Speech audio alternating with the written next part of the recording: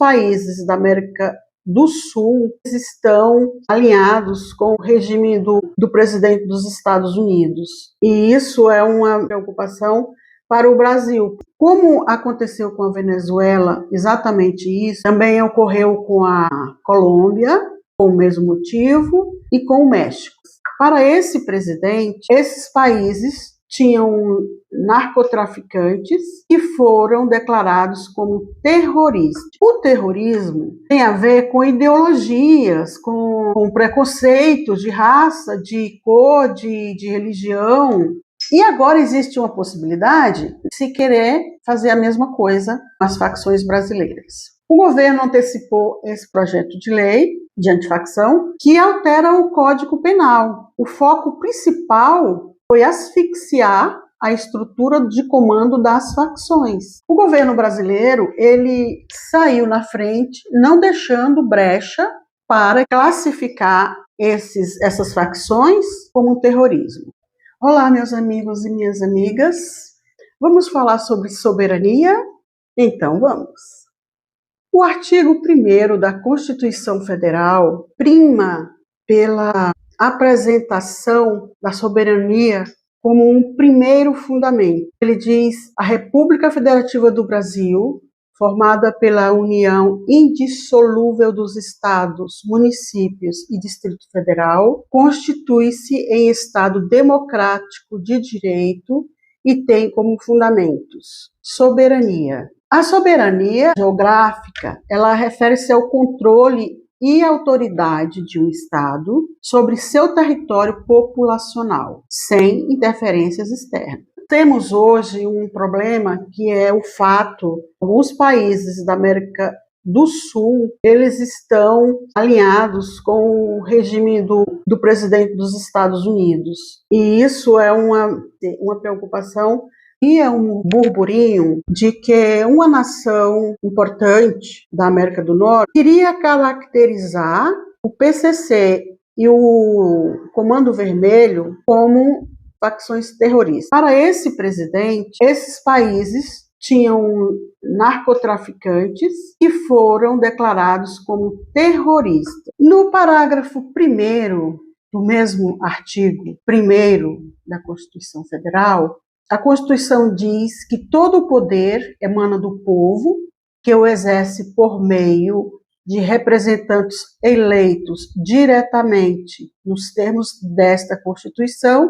E aí eu te pergunto, será que o povo tem um poder soberano? A soberania do povo, ela é exercida através do voto. Então, não por acaso, o artigo 1º da Constituição fala de soberania. Se você raciocinar, você verá, país que não é soberano não tem uma união advinda dos cidadãos. É o cidadão que vota e designa a esses representantes que são escolhidos por eles o direito e o dever de fazer um país soberano. Depreende-se daí que o voto é muito importante, porque é a partir do voto que os cidadãos conseguem escolher os seus representantes que farão leis, que darão ao país condições de sobrevivência de forma a não depender de outro país. E por aí você veja a importância do voto para o cidadão, principalmente o cidadão brasileiro. Muita gente acha que a soberania diz respeito tão somente à questão das nossas fronteiras e também do exército. O que você acha? Você já parou para pensar sobre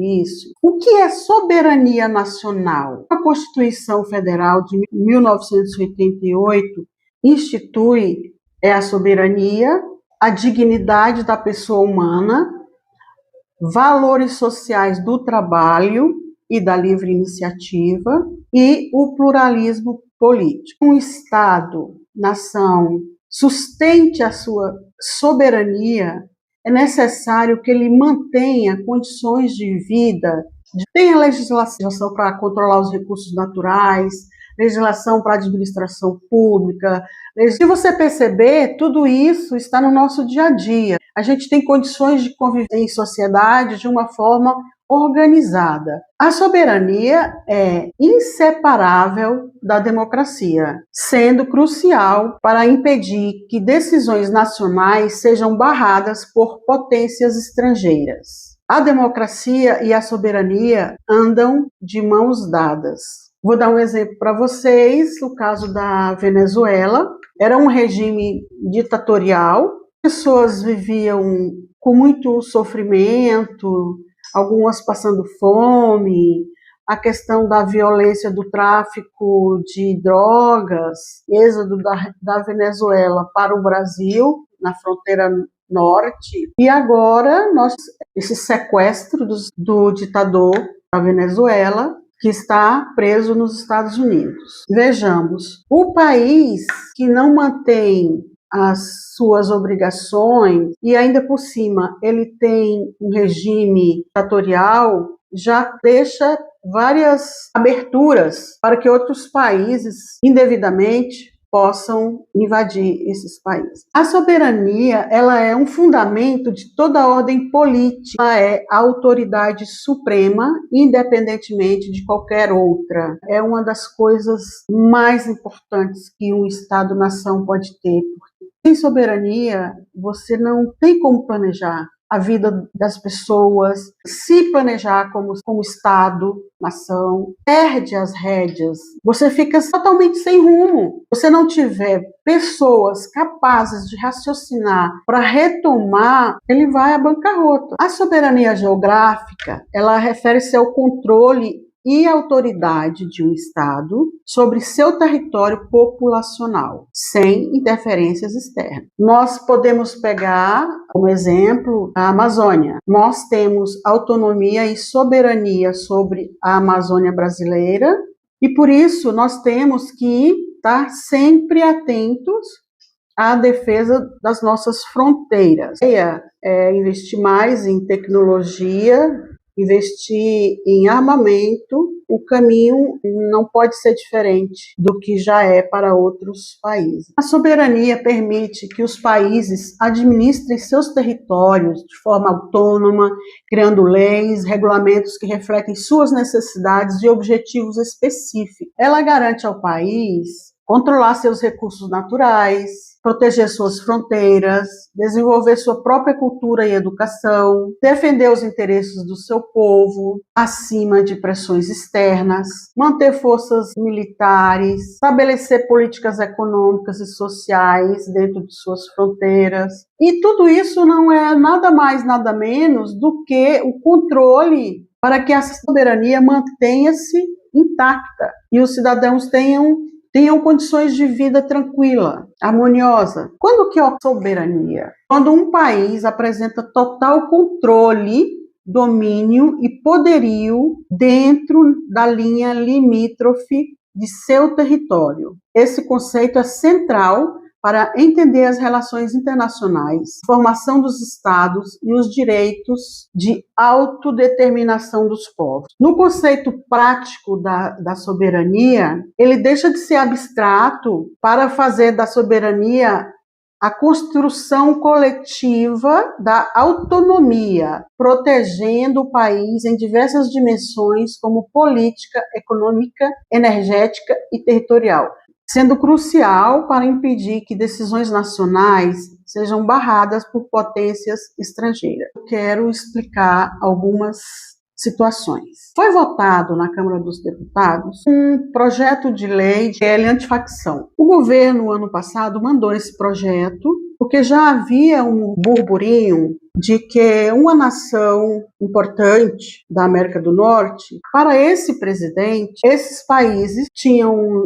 narcotraficantes que foram declarados como terroristas. Só que são duas coisas diferentes. O terrorismo tem a ver com ideologias, com preconceitos de raça, de cor, de religião. O Brasil se antecipou. O Brasil não, elas não são nossas. Elas são deles mesmo, e nós não queremos ela como nós. O interesse deles é financeiro. E agora existe uma possibilidade de se querer fazer a mesma coisa com as facções brasileiras. O governo antecipou esse projeto de lei de antifacção que altera o Código Penal. O governo brasileiro, ele saiu na frente, não deixando brecha para classificar essas facções como um terrorismo. Foi aprovado agora, no final de fevereiro, um projeto de lei que o governo enviou para a Câmara dos Deputados e ela foi muito alterada. E uma das coisas que aconteceram, que eu acho que era o mais importante em termos financeiros, foi que os deputados excluíram desse projeto a taxação das bets, que seria um dinheiro que iria para o fundo da segurança pública e que ajudaria bastante tanto ao governo federal como aos governos estaduais, municipais e distritais. A página, o link desses projetos. Foi retirado também a redução da maioridade penal para 16 anos. O texto final reforça a cooperação federativa em vez de uma hierarquia rígida. Na prática, isso significa que o Ministério da Justiça não manda mais nas políticas estaduais, mas atua como um coordenador. Isso aí, no meu pensar, dificulta um pouco a possibilidade de unificação, por exemplo, os governos federal e estaduais chegarem a algum consenso na hora que tiver que decidir, por exemplo, sobre o caso das facções, porque hoje elas estão migrando para todos os estados. Digamos que nós tenhamos que fazer um outro projeto para classificar elas como outra coisa, espero que haja consenso, né, para isso. No compartilhamento de inteligência, não houve um consenso para unificar as informações desse projeto, não houve. Vai ficar cada um por si. Se o Estado quiser unificar, ele unifica. Se ele não quiser, ele não vai unificar as informações com o governo federal. Nesse sentido, a visão sobre crime organizado, ela vai ficar fragmentada, né? Com essa reflexão, eu espero que você tenha gostado.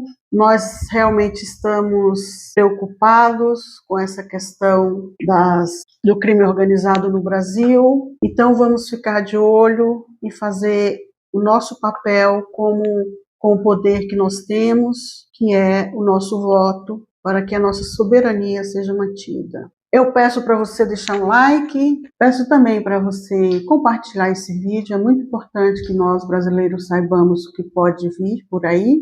Gostaria muito que você se inscrevesse no meu canal e agradeço antecipadamente. Eu vou ler uma mensagem para você. Fortunas se acumulam e se perdem, e se acumulam de novo, mas no final se perdem. Portanto, não gaste seu tempo em busca de algo tão inconstante. As maiores fortunas você já conquistou. Desejo que sim. Até mais.